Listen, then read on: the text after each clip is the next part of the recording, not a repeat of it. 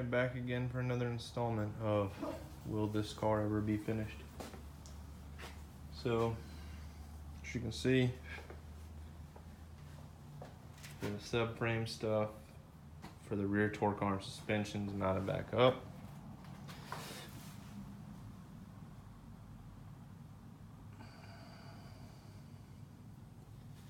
Got these tabs welded on, got everything epoxied. It's not tightened up, obviously.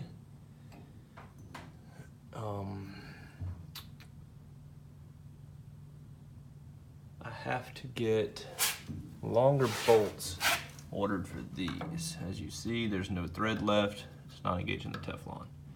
I bought some longer bolts, but the ones I bought are too long. There's a plate inside. I'll come around and show you. And also, while I'm here, touched up some seam seal in this area because I forgot I'd not go back after I'd welded this in, this piece. Had to go back and seam seal again in the areas where it was. But anyways, so there's these plates, which you see the 3 bolts there, 3 there, that's the rear plate. And the front are these big beefy bastards. I think these are like 1/8 inch plates. They're pretty hefty. But these, I ran out of these bolts. These are the size I need, 1.25 inches. I bought 1.5 inches for the back because I was thinking that's what was needed because of the torque box thickness on the underside where it ran in, or where it drilled through. It drilled through the torque box lip, like the actual rear frame lip, whatever. It's where the holes pass through, and then this kind of clamps it. So I bought longer ones for the back. They ended up not needing to be that long. So I didn't care for how much thread was sticking out, so I'm gonna go back and order the right size. And I think I might go ahead and order stainless hardware, spend the extra $1 for it so I don't have to worry about them rusting. And I might go ahead and replace these with stainless as well, because these are just black oxide right now. Aside from that, I don't remember if I've touched upon all this, but all this silver stuff, all this, that's all the Eastwood's Rust Encapsulator Platinum, which seems to be some pretty tough shit.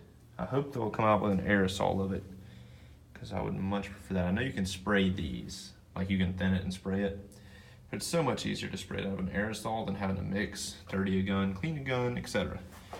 So anyways, so inside the car, the roof was done with just white Rust Encapsulator. The black you see was Rust Encapsulator with the wand, where I sprayed up underneath these lips, inside of here, same over here. That bottom that's silver is platinum, same thing down here. Since I had to do this seam weld, and over here I had to do that filler rod fill, which I seam sealed over the top of it after I coated it and after it cured. But I coated the mess out of it, so I hope I don't have to worry about it coming back. But anyways, I'm gonna come back over all of that, what you see in here that's silver and white, and probably back there where it's gray, because that's all gray epoxy back there. This is all black epoxy here.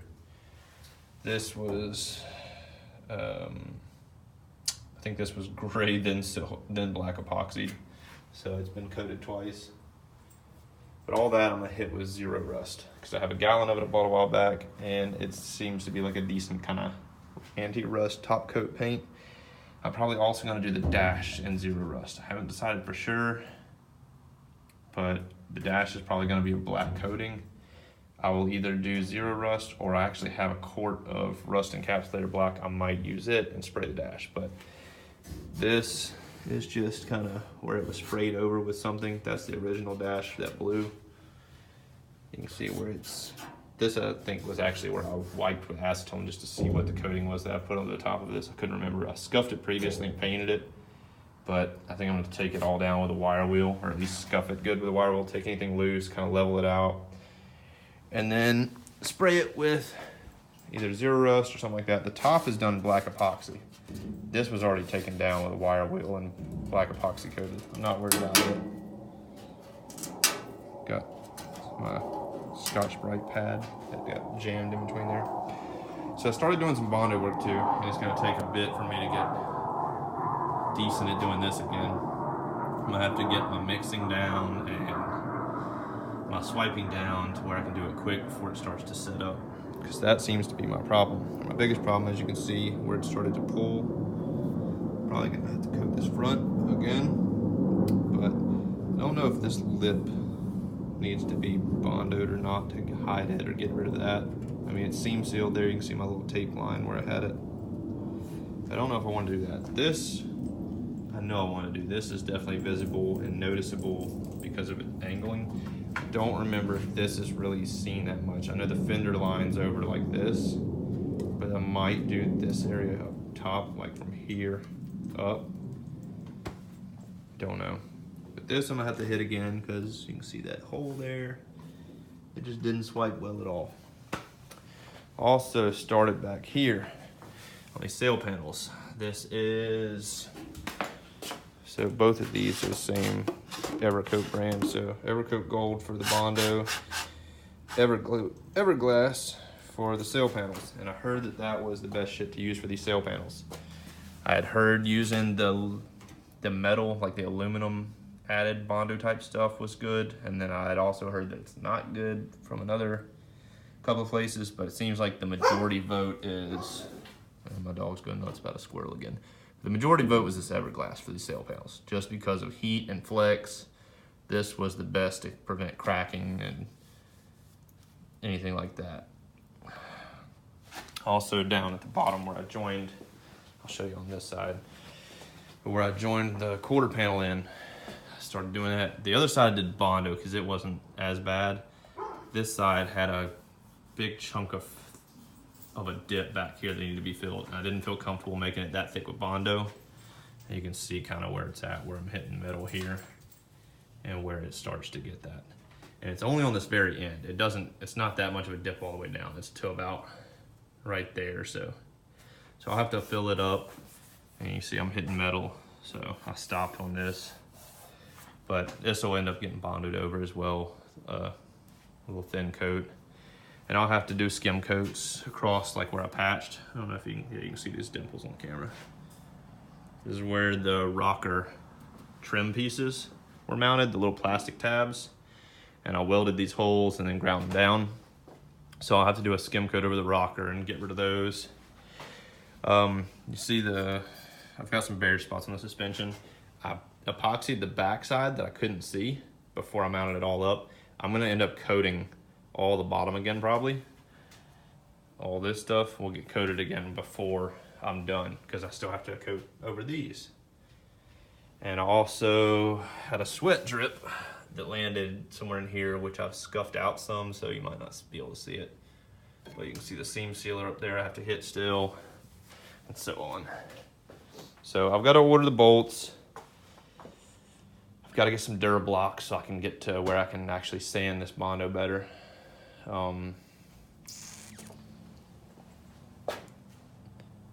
be smoothing out these pieces, these and the sail panel to get that rough set in where I want it. And if somebody that's been doing some body work, Bondo work a lot more, can give me some pointers, some input, I need to go watch some of Fireman's videos because he does a lot of this stuff. But I need to see, I guess, the best process for taking Bondo down, or the fastest process, so I don't spend forever trying to take this stuff down. I know you're not supposed to use stuff like this necessarily because of all the curves. I've got those DA sanders. I've got several of them actually, or when I say several, I've got 3 different ones. I've got this big reciprocating block sander, whatever you want to call it. This big quarter cable DA, and then this little Harbor Freight hook and loop with a vacuum hose attachment to try to keep the shop clean later on. But somebody give me some input on, the grits to start with, what tools you can use. What I was doing was using that DA over there to take down the bulk ridge stuff, just kind of feathering the edge or the tip. And I know that risks digging in, but just kind of, I'm mainly hitting, I mean, the stuff that's like this, taking this down to where it at least gets to somewhere in this ballpark, and then I was blocking it with something. But I'm not to the point on these areas, at least this, the sail panel, not to the area where I need to just dirt block it and do cross pattern and stuff like that. That's for big flat panels or stuff like this where I'm gonna have to be hitting contours. Anywhere where I need to put body filler in this, I'm not gonna be able to use that DA. But anyone that, like I said, if anyone can give me some input, some information, teach me how to do this better. Because body work's not something I'm that experienced in. I mean, I've done little patchwork and stuff. I know how to do the basics, but not efficient at it by any means. Anyways, made this video long enough. I did order wheels. They show up Monday. It's Friday now. I ordered them because my rear end is going to be getting worked on soon. I want to mock my wheels up in my wheel well and get an exact flange to flange measurement so I can have it cut down to the right size and I don't run into an issue down the road. Not to mention I found them on sale and they look to be discontinued from the website I bought them from, so I got them a good bit cheaper, or a decent amount cheaper than what I had originally thought I was going to buy them for. I'm also looking at roll cages. I looked at AC systems. I'm still not quite decided. I'm thinking classic auto air or classic air, I believe, over vintage air. Not positive. Maybe somebody else can give me some input on these. But from what I read, the classic air, classic auto air seems to have a better kit. All the hoses come through this, so I don't have to drill new holes from what I can tell. And they have a mounting plate that secures to the normal bolt holes that seals up that gap. Not to mention they also apparently cool better. They have a bigger coil for the inside that cools more efficiently. So it's looking like they're the choice, and that's a $1,500 kit. But if I do have to make any modifications to the firewall, drilling, cutting, whatever, I'm pretty sure I got to cut a hole up front here on the radiator support for the hose to come through to the condenser. I kind of want to get an idea of those ahead of time so I can drill them and then coat epoxy over where I drill. I mean, I guess I could always brush it onto where I cut onto the bare metal to coat it good. But anything roll cage I'd love to be able to do, so that way anywhere where I weld that's going to burn off paint on the underside of the car, I can throw epoxy back on it. But at the same time, I can't really, because I don't know how the headliner is going to work with a roll cage in the way. I'll probably have to put a headliner in first, then roll cage. My seats are going to determine where I'm doing my crossbar. And I'm planning on doing a 6 or 8 point with main loop bar, harness bar, rear supports, and it'll probably have the hoop strut that comes down, and then I'm thinking a door bar that'll come down. And I'm not sure how I'm gonna do it, if I'm gonna keep them straight or if I'm gonna do some bends to keep it low and out of the way. I know I'm gonna put disconnects on the door bars and on the harness bar because I plan on having a rear seat still. And if I ride with passengers, I'm taking that harness bar out. I'm not gonna put a death trap on my back seat, and the door bars will just get in the way if I'm putting passengers in and out. So during cruising, I'll probably disconnect those and put them in the trunk or something, or find somewhere where I can store them out of the way, leave them in the house, whatever. But I'd love to be able to do that weld work while nothing's in the car. But like I said, I need other things that are high dollar money items that can't really do. Carpet's another deal. I don't know how my carpet will lay out around the roll cage stuff. I need to go get my internal pieces here and see what I'll be able to use with, if they interfere with these mini tubs or not. I still haven't welded on the seat belt tabs, if I'm reusing those that style or if I'm just using something that sits on here. I might change the mounting style to something completely different. I might make some kind of thing that drills through the floor and bolts. I don't even know. I kept my tabs somewhere.